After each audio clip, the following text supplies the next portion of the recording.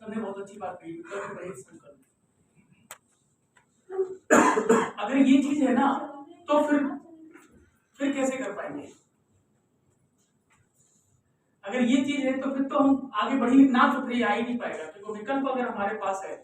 जैसे सबको ही पता है कि जब मैं मोदीकर में आया था तो जयपुर का सबसे बड़ा काम हॉस्टल का था मेरा। 6000 बच्चे थे, 6000 बच्चे थे। तो कोई अगर ये सोचे कि मोदीकर में आने से, तो मोदीकर में आने से पहले भी 8-9 लाख रुपए महीने की इनकम थी मेरी।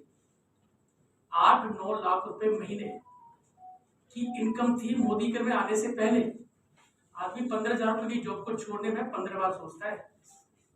और मैंने जैसे ही मुझे पता लगा कि यहाँ से सपने पूरे हो सकते हैं, मैं तीसरे महीने में बाइंड अप कर दिया था अपने बिजनेस। तीसरे चौथे महीने बाइंड अप करना स्टार्ट किया तो वो 2020 में जब वो बिल्कुल बाइंड अप होने वाला था, वो बाई डिफॉल्ट हो गया क्योंकि वो कोविड आ गया था उसमें। लेकिन काम करना मैंने तभी से स्टार्ट कर दिया था 18 से। तो मुझे ये धीरे धीरे साइड में सारा मतलब विकल्प रखना ही नहीं है, फुल टाइम अपने को मोदीकर करना है, ये था।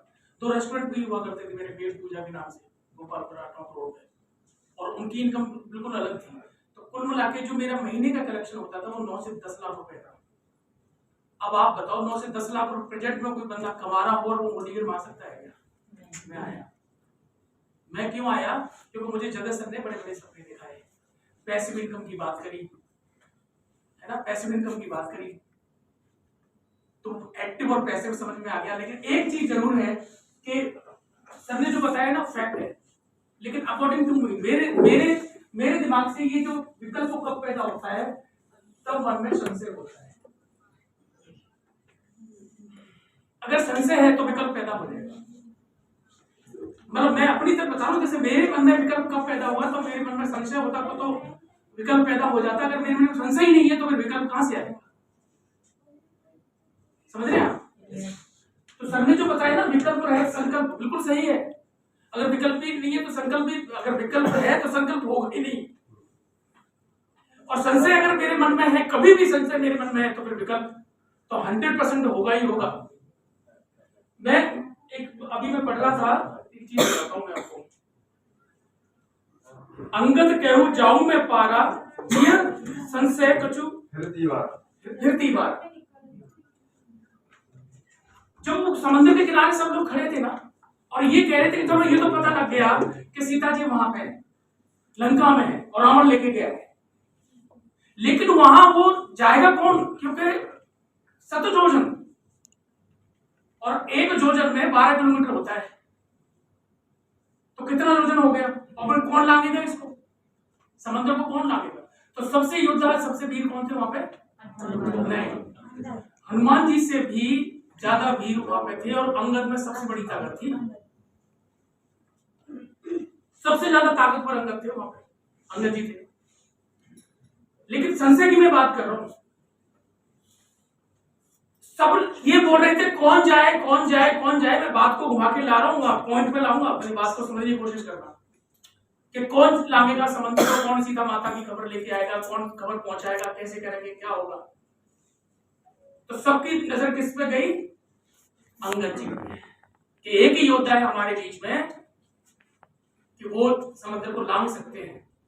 लेकिन अंगद जी ने क्या बोला था, जो मैंने अभी बोली थी, इस प्रोफाइल को मैं याद करूंगा, अभी याद ठीक है ना। अंगद कहूं जाऊं मैं पारा, अंगद कहूं मैं जाऊं मैं पारा, फिर संशय फिरती बारा, सब संशय हृदय फिरती बारा।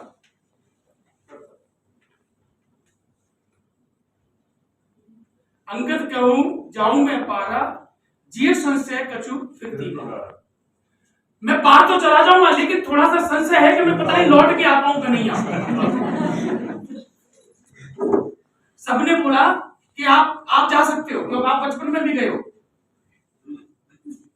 लेकिन उन्होंने कहा कि मैं चला तो जाऊंगा, लेकिन थोड़ा सा मुझे संशय है, शंका है मेरे मन में कि पता नहीं मैं लौट के आ पाऊं कि नहीं आ पाऊं।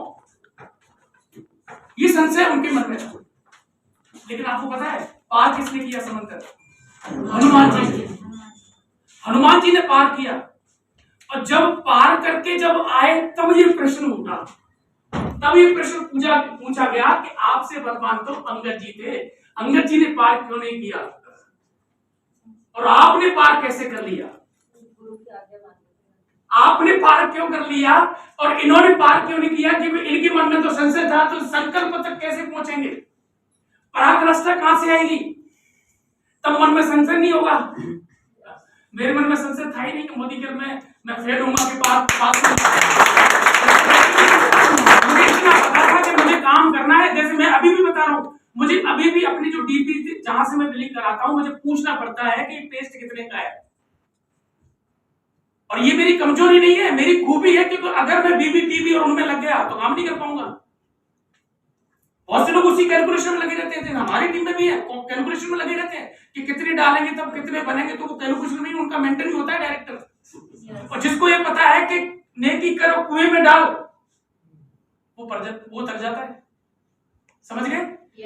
तो एक चीज मैं आपको कंपेयर करा रहा हूं कि जब हनुमान जी से पूछा गया कि आप में तो इतना बल था ही नहीं, फिर आपने कैसे समुद्र पार कर दिया? तो हनुमान जी पता है क्या बोले? हनुमान जी बोले,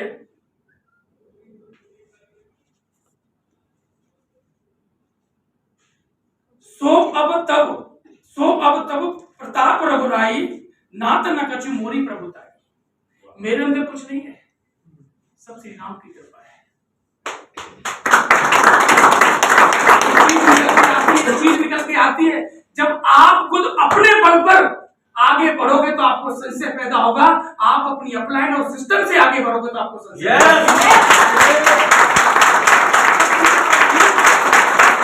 अंगत में बल होने के बाद भी संशय पैदा इसलिए हुआ क्योंकि उसको अपने बल पर भरोसा था। और हनुमान जी इसलिए पार कर गए क्योंकि उनको श्री राम पे भरोसा था कि मैं जाऊंगा और सिस्टम सबसे बड़ी ताकत मेरे राउंडे खड़े हो रहे, अपलाइन पे भरोसा। यस, मेरे राउंडे खड़े हो रहे। सिस्टम, जब तक सिस्टम पे और अपलाइन, ये दोनों देवता बैठे हुए ना, देवी देवता, इनको जब तक कहना नहीं मानेंगे सिस्टम नहीं। अगर अपनी आप चलाओगे, अपनी उसमें इंटर करोगे कि मैं ये भी कर सकता हूं, मैं अरे अपलाइन ने तो बोल दिया लेकिन मैं अपना दिमाग लगाऊंगा। मैं अपना दिमाग क्यों नहीं लगाऊं? 373 कैलोरी का दिमाग है, मैं क्यों नहीं लगाऊं? अगर हनुमान जी अपना दिमाग लगाते ना तो वहीं रह जाते, क्योंकि समंदर ऐसे थोड़ी जो है। पर्वत जी आए बीच में, जब उन्होंने देवताओं ने बोला था कि हनुमान जी थक जाएंगे, आप थोड़े प्रकट हो जाओ, विश्राम करा दो उनको। महराज पर्वत नाम था उनका, और वो प्रकट हुए समंदर से। और उन्होंने बोला हनुमान जी रुको, आप विश्राम करो। बोले नहीं, राम काज कर वे को आतुर, मैं तब तक नहीं रुकूंगा तब तक अपनी मंजिल प्राप्त नहीं कर लूंगा। फिर क्यों बैठ जाते हो? डेमोक्राट जब मंजिल मिली नहीं, लाख रुपए आया नहीं, पहले हीरो बन के बॉस बन के चेयर पे बैठ के बोले अब कुछ नहीं, तो ऐसे याद आएगा बोले, और अब तो वैसे ही विश्राम करने लगे। विश्राम किस बात का? उन्होंने बोला क्योंकि उनके केसरी नंदन के वो दोस्त थे, मित्र थे, महराज पर्वत, और उनको प्रणाम किया कि आप मेरे पिताजी के दोस्त हैं, तो आप मेरे पिताजी समान है, मैं आपको प्रणाम करता हूं, लेकिन अभी नहीं रुकूंगा क्योंकि अभी मुझे एक काम से भेजा गया है। डेमो देने जा रहे हैं, पटलाई करने बैठने अब मैं भूल गया फिर डेमो देने भी जा रहे थे।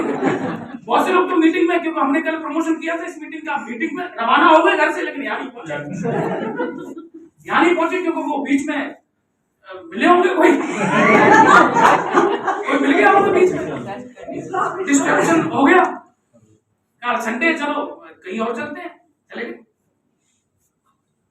तो जब अंगद जी और हनुमान जी से जब पूछा गया कि आप इतने बलवान थे, आपके मन में संशय क्यों था, और हनुमान जी से पूछा गया कि आप में तो इतनी ताकत थी नहीं, कहां से ताकत आ गई, तो हनुमान जी ने फिर ये जवाब दिया कि नहीं, मैं तो, मेरे अंदर कुछ है ही नहीं, मैं कुछ भी नहीं हूं, मैं तो प्रभु राम की कृपा है मेरे ऊपर, तो बस मैं कुछ करता ही नहीं हूं, मैं तो कुछ करता ही नहीं हूं, जो भी करते हैं राम करते हैं, श्री राम करते हैं। और अंगद जी ये कह रहे थे, ले उठा, ये अंगद का पैर है। तो अंगद अपने बल से चलते हैं, हनुमान जी श्री राम के बल से चलते हैं, ये अंतर है। इस वजह से वही कामयाब होगा जो सिस्टम को और अपलाइन को फॉलो करेगा। ऐसे बहुत से लोग हैं जो खत्म हो गए, जो कहते थे कि नहीं हम ही चलेंगे, हम ही लंका जलाएंगे, हम ही पार करेंगे, सब कुछ हम ही है, तो उनका तो नाम और निशान खत्म हो गया, और कुछ का होने वाला है भी। क्योंकि वो भी तो अपने आप को ये समझ रहे हैं कि अपलाइन क्या है, डाउनलाइन क्या है, मैनेजमेंट क्या है, सिस्टम क्या है, सबसे उससे बढ़कर समझ रहे हैं। तो मुझे ऐसा लगता है कि हम सब लोगों को एक बात बिल्कुल इस डायरेक्ट से लिखना है अपनी मोदी के सिस्टम में, एक बात बिल्कुल क्लियर मोटे मोटे अक्षरों में लिख लो कि यहाँ हमारा कुछ भी नहीं है। मेरी औकात क्या है, मेरी क्या औकात थी, मेरी औकात कुछ भी नहीं है। मेरी औकात बनाई मोदी केयर ने, सिस्टम ने। मैं क्या था, आप चले जाओ अपने बैकग्राउंड में। आज ये मुकेश जी बोल रहे हैं 3.5 करोड़, कभी जीवन में देखेंगे 3.5 करोड़ पैसे होते हैं? मोदी केयर से हटा के इनको पूछ लो भी। मोदी केयर के अलावा सोच भी नहीं सकता इंसान। तो आज हम जो भी कुछ है, मैंने जगत सर को ऐसी बाइक पे देखा है जिसमें वो डिग्गी तो थी लेकिन उसमें नॉक नहीं था और उसमें 4 छेद थे मोटे मोटे। मैंने वो भी तो बाइक देखी हुई है। वो नाम तो उसका बाइक का फ्रीडम था, लेकिन वो फ्रीडम थोड़ी थी। और आज वो 1 करोड़ की BMW जब चलती है तो सिस्टम की बात है। मैं अगर साल का 1 करोड़ लाइक होता तो मैं पहले कर लेता। मैंने 22 साल पहले घर छोड़ा था इसी उधेड़पुर में, कुछ करना है अपना करना है, और रात को उठ के भागा था घर से 22 साल पहले। और इसी उधेड़पुर में घर छोड़ा था कि मेरे सपने बड़े हैं, मुझे बड़ा करना है। क्योंकि घर वो तो पैसे वाले थे, बैकग्राउंड स्ट्रॉन्ग है मेरा। ये तो कहीं पुलिस में, कभी आर्मी में तैयारी कर रहे थे, तो डंडा लेके कहीं चौराहे पे खड़ा रहता। फॉर्च्यूनर थोड़ी आती मेरे पास, और सीट और बजा रहा होता। सब लोगों की मर्सिडीज निकलती, मैं सीटी पे जाता। तो मुझे उस फ्यूचर से मुझे दिक्कत थी कि मुझे सीटी नहीं बजानी, क्योंकि पिताजी के बहुत अच्छे कॉन्टेक्ट थे। यहाँ जब जयपुर आते थे तो भैरव सिंह जी के यहाँ रुकते थे, भैरव सिंह जी धौलपुर जाते थे तो भैरव सिंह जी हमारे यहाँ रुकते थे। तो भैरव बाबा ने, बाबूशाह ने बोला कि बोले इसको पुलिस में लगा दो। मेरी हाइट सही थी, बोले पुलिस में लगा देता हूँ, आर्मी में कहीं भी लगा दो इसको। मैं भाग गया। मैंने मुझे तो जाना ही नहीं, मुझे नौकरी करनी नहीं, मेरे सपने तो अलग थे, मुझे कुछ और काम करना है। तो कुल मिला के ये है कि मैं इस लायक होता तो आज से 22 साल पहले भागने की जरूरत नहीं पड़ती। मैं पहले ही 10-15 साल पहले ही कामयाब हो जाता। तो मेरे अंदर ऐसा कुछ नहीं था। सब कुछ पावर है वो है सिस्टम की, सब कुछ जो पावर है वो है अपलाइन की, सब कुछ पावर है वो है कंपनी की, प्रोडक्ट की क्वालिटी की। हाँ, उसमें योगदान हमारा है कि अगर हमने उसको बिना संशय के अपना लिया, विकल्प हमारे पास कोई है नहीं, और संकल्प हमने कर लिया तो पराक्रम भी करेंगे और पराकाष्ठा भी लांग जाएंगे। उसको हम आज भी करते हैं। आज हमारे हर बैच में लोग जा रहे हैं, हमारी टीम से, सर की तो पूरी टीम ही जा रही है, लेकिन मेरी टीम से हर बैच में लोग हैं, हर बैच में लोग हैं, हर बैच में। और उन बैचों में भी ऐसा हो रहा है कि फ्लाइट भी अलग अलग सबकी, तो सबको मजा आ रहा है कि वो थाईलैंड तो अलग अलग जाने की जगह है। मतलब वहां क्या है, अलग अलग तरह से घूमो, आराम से घूमो।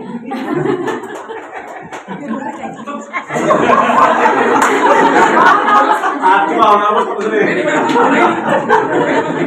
वही तो सब लोग जगत सर ने ऐसा प्लान किया, कोई ये बोले ना समझ जाए। जगत सर ने ऐसा प्लान किया कि सबके फ्लाइट अलग अलग। मतलब 10 लोग जा रहे हैं हमारी टीम से, तो 10 लोग 4 फ्लाइटों में अलग अलग, 2-2 3-3 है। सर हस्बैंड वाइफ एक साथ ही अलग। दोस्तों बस मैंने तो हेमलता मैम और जगत सर से एक ही बात सीख की है, सिस्टम को फॉलो करो। मैंने सिस्टम कभी ब्रेक नहीं किया, सिस्टम कभी मैंने तोड़ा नहीं। जब भी कमेटी का इवेंट होता है, अपलाइन का इवेंट होता है, तो मैं अपने इवेंट को पोस्टपोन करता हूँ और सबसे पहले टिकट मैं लेता हूँ। मुझे कहना नहीं पड़ता, जगत सर का आज तक फोन नहीं आया कि अपने टिकट ले लो। यहाँ बहुत से लोग बैठे हुए, अपलाइन आज भी फोन करती होगी कि मीटिंग में आ जाओ, टिकट ले लो। लेकिन मैंने कभी मौका नहीं दिया आपको। जैसे ग्रुप में मैसेज देखा, सर के पास पहुंच जाएगा, मुझे टिकट चाहिए सर, मैं अपने आप आ जाऊंगा। तो जैसे बहुत से लोग कहते हैं ना कि आपने अलग क्या किया, ये छोटी छोटी बातें ही तो अलग है, और क्या है। बाकी तो 2 कान 1 नाक 2 आंख सबके बराबर है, सबके बराबर है। बस अलग एक छोटी छोटी बात है जो जगत सर ने हमको सिखाई। विकास जी जगत सर के साथ में थे, विकास गुप्ता जी हमारे अल्फा से एक लीडर थे जो थाईलैंड साथ में थे। बोले सर मैंने ऐसा इंसान नहीं देखा धरती पे, क्या हो गया? बोले सर क्या है कि वो थाईलैंड में रोटी खाने गए थे तुम? बोले सर रोटी की बड़ी दिक्कत थी, रोटी प्रॉपर नहीं थी, थोड़ी रोटी खाने गए थे, कुछ और खा लेते। तो चावल थे वहाँ, पुलाव था, पर वैसे थे।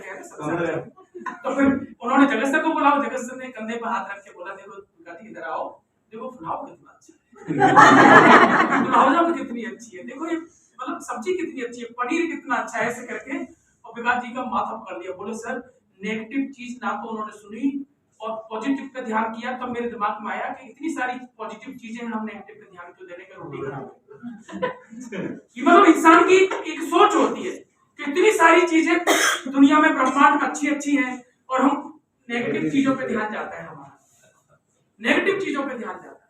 So thank you very much sir, आइए मिलकर काम करते हैं, अपने अपने सपनों को पूरा करते हैं। Thank you very much.